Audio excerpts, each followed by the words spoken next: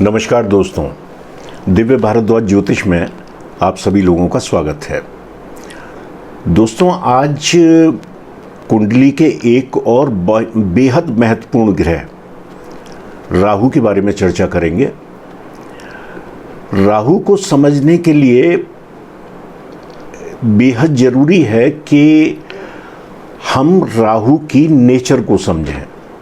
Nature क्या है राहु की? आप सभी लोगों ने सुना होगा कि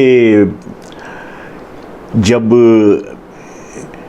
समुद्र मंथन हुआ था उस समय एक दैत्य सौरभानु नाम का देवताओं की पंक्ति में बैठ के अमृतपान कर गया था, जिससे रुष्ट होके विष्णु भगवान ने सुदर्शन चक्र से उसका गला काट दिया।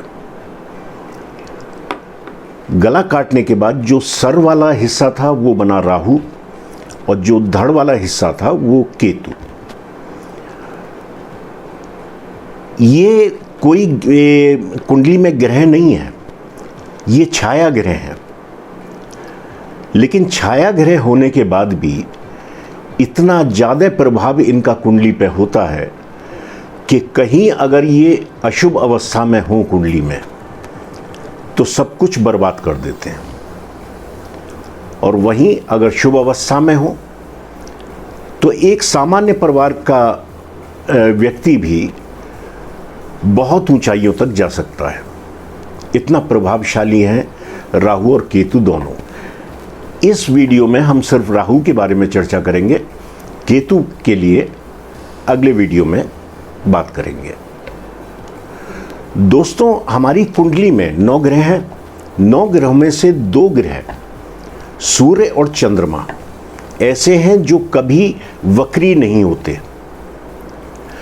और वहीं राहु और केतु 2 ऐसे ग्रह हैं जो कभी भी मार्गी नहीं होते, ये हमेशा वक्री रहते हैं। अब दोस्तों, अगर शुभ अवस्था में है राहु तो बेहद अच्छे परिणाम, वहीं अशुभ अवस्था में है तो बेहद खराब परिणाम इसके मिलते हैं। एक बहुत ऊंचाई पे अगर आदमी हो और उस पे अशुभ राहु की महादशा आ जाए तो ये तय है कि सब कुछ नष्ट हो जाएगा। इतना ज़्यादा प्रभाव रखता है ये कुंडली में। तो आज जानते हैं कि किस तरह का प्रभाव ये प्रत्येक भाव में कुंडली के बैठ के देते हैं। दोस्तों, राहु बेहद अनिश्चितता वाला ग्रह है। इसको जब तक समझेंगे नहीं, इसके बारे में कहना बहुत मुश्किल हो जाता है कि ये किस तरह के परिणाम देगा। तो अगर राहु प्रथम भाव में है, लग्न में है, तो लग्न क्योंकि आप खुद हैं, और राहु एक बहुत चालाक ग्रह है, बहुत, क्योंकि ये सर है तो इसके पास दिमाग भी है। तो जब राहु लग्न में होगा और अगर ये शुभ राशियों में नहीं है, अपने मित्र की राशियों में नहीं है, तो सबसे पहले तो ये आपका दिमाग भ्रमित कर देगा। स्वाभाविक है कि जब दिमाग भ्रमित होगा तो आपके निर्णय भी गलत होंगे। लेकिन ऐसा व्यक्ति जिसके लग्न में राहु है वो बहुत चालाक प्रवृत्ति का होगा। कुछ भी पाने के लिए वो किसी हद तक भी जाने की चेष्टा करेगा और चाहेगा कि अपने लक्ष्य को प्राप्त कर लें बाय हुक एंड क्रुक, किसी भी प्रकार से। क्योंकि दैत्य है, नेचर वैसी ही होगी कि किसी भी तरह से अपने लक्ष्य को प्राप्त किया जाए। तो यहां बैठा राहु, क्योंकि राहु की 3 दृष्टियां हैं, गुरु के समान हमारे ज्योतिषियों, हमारे ऋषि मुनियों ने राहु और केतु को भी गुरु के समान ही दृष्टियां दी हैं। सोचिए कितने महत्वपूर्ण ग्रह हैं ये दोनों, कि जिन्हें गुरु के समान दृष्टियां मिली हुई हैं। इनकी 3 दृष्टियां हैं जैसी गुरु की होती हैं, पंचम, सप्तम और नवम। तो यहां राहु लग्न में बैठ के क्योंकि अपनी पूर्ण दृष्टि से सप्तम को देखते हैं, तो दाम्पत्य जीवन में ये कुछ उतार चढ़ाव जरूर रखते हैं। विवाह विलंब से हो, विवाह के उपरांत किसी प्रकार की समस्याएं दाम्पत्य जीवन में रहें, इस प्रकार का योग राहुदेव लग्न में बैठ के बना देते हैं। लेकिन आज के जीवन में अगर देखा जाए, आज के वातावरण में, तो ये क्योंकि व्यक्ति को चालाक बनाते हैं, तो चालाक होना कोई बुरी बात नहीं है, जैसा आज का परिवेश है, तो ये व्यक्ति को चालाक भी बनाते हैं। वहीं राहु अगर द्वितीय में है, तो द्वितीय भाव वाणी का है, खान पान का है, धन का है। तो वाणी यहाँ बैठे हुए राहु बड़ा तेज बोलने वाला, झूठ बोलने वाला, इस तरह की वाणी बनाते हैं। धन भी यहाँ बैठ के राहु उतार चढ़ाव की स्थिति रखते हैं। आपके पास कभी भी एक जैसा धन की स्थिति नहीं रहेगी। वहीं ये स्थान कुटुंब का भी है। यहाँ बैठ के व्यक्ति सोचेगा तो धन के बारे में बहुत, बल्कि देखा जाए तो इस दशा में आदमी सोचता ही धन के बारे में है, लेकिन धन उसे कभी भी वैसा प्राप्त नहीं होगा जैसा वो चाहता है। हाँ, अगर शुभ दशाओं में बैठा हुआ है, मित्र राशियों में बैठा हुआ है, अपनी उच्च की राशि में बैठा हुआ है, जैसे राहुदेव की उच्च की राशि मिथुन है और इनके नीच की राशि धनु है। कई जगह इन्हें वृषभ में भी उच्च का माना जाता है। स्वाभाविक है कि मिथुन और वृषभ में इनके अच्छे परिणाम देखने को मिलते हैं, लेकिन धन भाव में राहु हमेशा धन की स्थिति उतार चढ़ाव वाली ही रखते हैं। वहीं राहुदेव अगर तृतीय में है, पराक्रम में है, तो ये इनकी बहुत अच्छी स्थिति होती है। राहुदेव के बेहद अच्छे परिणाम तृतीय भाव में देखने को मिले हैं। यहां बैठ के व्यक्ति का व्यवसाय बहुत अच्छा होगा। अगर वो नौकरी कर रहा है तो नौकरी में उन्नति होंगी। बेहद शुभ परिणाम, क्योंकि ये पराक्रम का है, तो पराक्रम आदमी बहुत ज़्यादा करता है और अपने पराक्रम से सब कुछ हासिल करता है। बेहद शुभ परिणाम तृतीय भाव में बैठ के राहुदेव देते हैं। वहीं राहुदेव अगर चतुर्थ में है, चतुर्थ भाव सुखों का भाव है, माता का भाव है, तो माता से तो अनबन रहेगी, जिसका और खासतौर से अशुभ दशा में है, अशुभ राशियों में अगर बैठे हुए हैं, मित्र की राशियां नहीं हैं। राहुदेव करते क्या हैं कि जैसे किसी भी राशि में राहु, क्योंकि ये छाया ग्रह हैं, तो राहु के जो उस भाव के जो स्वामी होंगे, उन भाव के स्वामी के अनुरूप ही राहु फल देते हैं, क्योंकि इनका अपना कोई स्वभाव नहीं है, अपना कोई अस्तित्व नहीं है, छाया है। तो वो छाया उस स्वामी के अनुरूप अपना रूप ले लेती है और उसके अनुसार ही फल देती है। चतुर्थ भाव क्योंकि चंद्रमा का भाव है, चंद्रमा और राहु बिल्कुल भी मित्र नहीं है, बल्कि सूर्य और चंद्रमा को तो राहु ग्रहण लगा देते हैं, इतने प्रभावशाली हैं। तो चंद्रमा की राशि में बैठ के अच्छे परिणाम बिल्कुल नहीं मिलेंगे। माता के लिए कष्टदायक है, सुखों में कमी आ जाएगी। तो बिल्कुल अच्छे परिणाम चतुर्थ भाव में बैठ के राहुदेव नहीं देते, बल्कि इनकी सप्तम दृष्टि क्योंकि कर्म स्थान पर पड़ती है, तो कर्म स्थान में भी उतार चढ़ाव की स्थिति, कुल मिला के अच्छे परिणाम नहीं देखने को मिलते। वहीं राहुदेव अगर पंचम में है, पंचम भाव संतान का है, शिक्षा का है, तो ऐसे व्यक्ति के संतान से भी संबंध अच्छे नहीं रहते, खासतौर से तब और ज़्यादा जब ये अशुभ स्थिति में बैठे हों, अपनी मित्र राशियों में ना हो। अगर मित्र राशियों में है तो ऐसा कम होगा, लेकिन फिर भी अपना प्रभाव राहुदेव, कोई भी ग्रह हो, उसकी जो अपनी नेचर है उसे वो नहीं छोड़ता। तो यहाँ बैठ के संतान से अनबन करा देते हैं। शिक्षा में भी यहाँ बैठे राहु दिक्कत पैदा करवा देते हैं।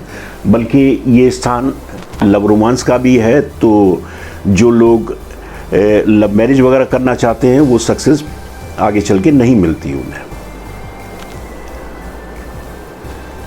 आय भी, क्योंकि यहाँ से सप्तम दृष्टि आय पे पड़ती है, तो आय में भी उतार चढ़ाव की स्थिति रहती है। बहुत ज़्यादा अच्छे परिणाम राहुदेव पंचम में बैठ के नहीं देते।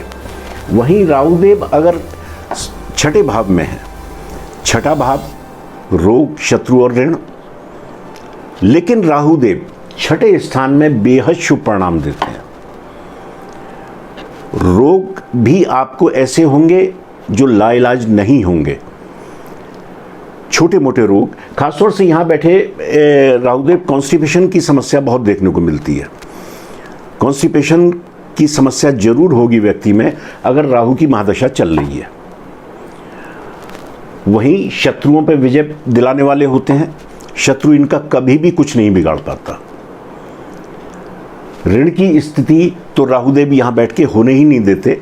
यहाँ से स्थिति व्यय भाव पे पड़ती है, खर्चा व्यक्ति खूब करता है, लेकिन खर्चे के बाद भी आमदनी में कोई कमी नहीं रहती। बहुत अच्छी आमदनी, बहुत अच्छा सब कुछ यहाँ बैठ के राहु के बड़े शुभ परिणाम छठे भाव में बैठ के मिलते हैं। वहीं राहुदेव अगर सप्तम में है, सप्तम भाव क्योंकि पति पत्नी का भाव है, पार्टनरशिप का भाव है, तो यहाँ बैठ के राहु अगर शुभ अवस्था में नहीं है तो डाइवोर्स तक की स्थिति बना देते हैं। अगर शुभ अवस्था में है तो डाइवोर्स ना हो, लेकिन पति पत्नी में अनबन जरूर रहेगी। वहीं पार्टनरशिप से भी फायदा यहाँ बैठ के राहु नहीं होने देते। वहीं राहुदेव अगर अष्टम में है,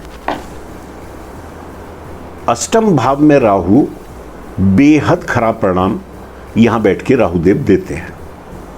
ये स्थान क्योंकि मृत्यु का है, आयु का है, तो कई बार अगर अशुभ अवस्था में बैठे हुए हैं और ख़ासतौर से राहुदेव कुंडली में कहीं भी बैठे हों, अगर इनके ऊपर गुरु की, बुध की या शुक्र की, जो कि शुभ ग्रह हैं, इनकी दृष्टि पड़ जाए तो इनके परिणामों में कमी आ जाती है।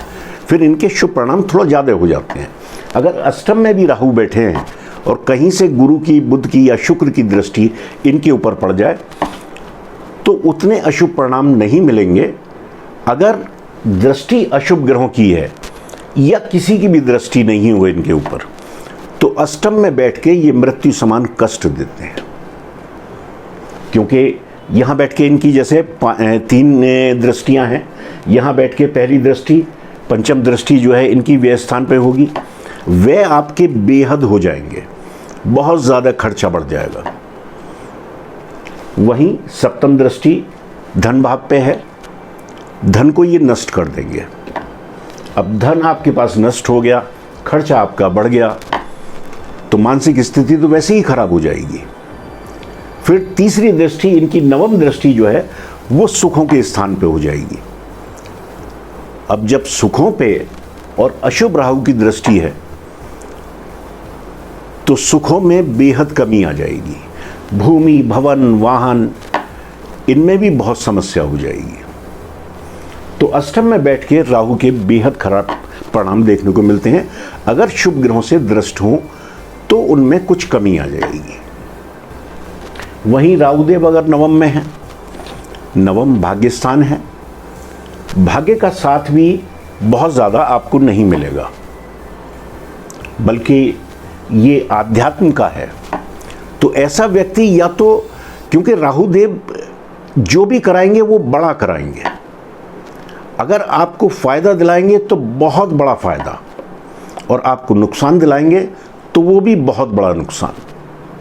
तो क्योंकि ये घर आध्यात्म का है, तो ऐसा व्यक्ति या तो आध्यात्मिक होगा ही नहीं, और अगर आध्यात्मिक होगा तो बहुत बड़े लेवल का होगा। पिता से भी अनबन यहां बैठ के राहुदेव करा देते हैं। यहां से दृष्टि पराक्रम पे होती है, सप्तम दृष्टि, तो पराक्रम बेहद कराते हैं। तो बहुत ज़्यादा शुभ परिणाम नवम में बैठ के राहुदेव के नहीं मिलते। वहीं राहुदेव अगर दशम में है, दशम स्थान बहुत अच्छा स्थान है राहुदेव के लिए। यहां राहुदेव अगर हैं तो ऐसा व्यक्ति सरकारी नौकरी में बहुत ऊंचे पद पे, बल्कि देखने में आया है कि अच्छे लेवल के जो मिनिस्टर हैं या IAS PCS या जज, मतलब अगर राहुदेव यहाँ हैं तो आप बहुत ऊंचे पद पे आसीन होंगे। अगर आप व्यवसाय कर रहे हैं कोई, तो वो आपका बहुत अच्छे लेवल का चलने वाला है इनकी महादशा में। यहाँ बैठ के राहुदेव बेहद शुभ परिणाम देते हैं। वहीं राहुदेव अगर 11वें में है, 11वां स्थान आय का है, इच्छा पूर्तियों का है। यहाँ बैठ के, जैसा मैंने पहले भी बताया है कि यहाँ बैठ के सारे ही ग्रह बेहद शुभ परिणाम देते हैं, और वो भी राहु जैसा ग्रह, क्रूर ग्रह, इसने तो जो सोच लिया वो करके दिखाना है। तो यहाँ बैठ के भी राहुदेव बेहद शुभ परिणाम देते हैं। आपकी इच्छाओं की पूर्ति होगी, आय आपकी सामान्य से कहीं ज़्यादा होगी, संतान भी आपका पूरा, क्योंकि सप्तम दृष्टि संतान पे है, तो संतान भी आपका पूरा साथ देगी, संतान भी अच्छी होगी। तो राहुदेव के यहाँ बैठ के भी बेहद शुभ परिणाम मिलते हैं। वहीं राहुदेव अगर द्वादश में हैं, 12वें स्थान में हैं, 12वां स्थान जैसा कि व्यय स्थान है, तो यहाँ बैठ के भी राहु के बेहद अशुभ परिणाम मिलते हैं। खर्चा तो आपका बेहद ज़्यादा हो जाएगा। साथ में क्योंकि रोग, शत्रु और ऋण, बीमारी छोटी मोटी हो सकती है, शत्रु भी आप पे हमेशा हावी रहेगा, ऋण में भी आप किसी प्रकार से भी फंस सकते हैं। यहाँ बैठ के राहुदेव के अच्छे परिणाम देखने को नहीं मिलते, बल्कि अष्टम और द्वादश, ये दो भाव तो राहुदेव के लिए अगर अशुभ स्थिति में बैठे हैं और किन्हीं शुभ ग्रहों की दृष्टि इनके ऊपर नहीं है, तो बेहद खराब परिणाम राहुदेव के इन दोनों जगहों पर बैठ के देखने को मिलते हैं। दोस्तों, राहु के, क्योंकि ज़्यादातर भावों में राहु के अशुभ परिणाम ही देखने को मिलते हैं, तो अगर राहुदेव की दशा महादशा में इनके अच्छे परिणाम नहीं मिल रहे, ये अपनी दशा में दिक्कत दे रहे हैं, तो इनका मंत्र ओम भ्राम भ्रीम भ्रोम सह राहवे नमः, इस मंत्र का जाप आप बुधवार से शुरू करके, लेकिन रोज 108 बार, और जब तक इनकी दशा महादशा रहती है आप करते रहें। इनके शुभ परिणामों में बढ़ोतरी होगी, अशुभ परिणाम थोड़ा सा कम होंगे। शुभ मंत्र है, डेली इसका जाप करें तो राहु के कष्टों से थोड़ा सा आराम मिलता है। तो दोस्तों, आज के लिए इतना ही। नमस्कार।